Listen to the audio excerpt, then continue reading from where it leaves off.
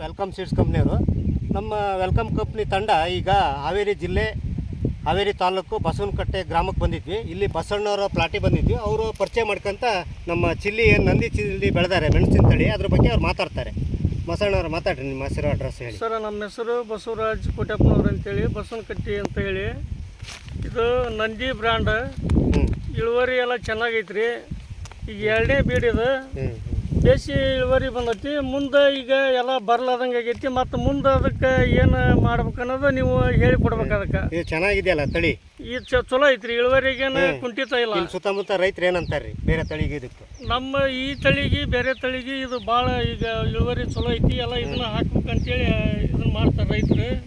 ನಂದಿ ತಳಿ ಎಲ್ಲ ಏನು ಬೆಳಿತಾರೆ ನೆಕ್ಸ್ಟ್ ಬೆಳಿತಾರೆ ಸರ್. ಹೋದ ವರ್ಷ ಇಲ್ಲಿ ನಮ್ಮ ಕಾಕರ್ ಹಾಕಿದ್ರು, ಅವ್ರಿಗೆಲ್ಲ ಎಕರೆಗೆ 50 ಕ್ವಿಂಟಲ್ ಹರಿದಾರ ಒಂದು ಮರದ್ರೆ.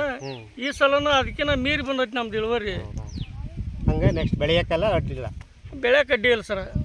ತುಂಬ ಥ್ಯಾಂಕ್ಸ್ ಅಣ್ಣವ್ರೆ, ಬಸವಣ್ಣವ್ರೆ.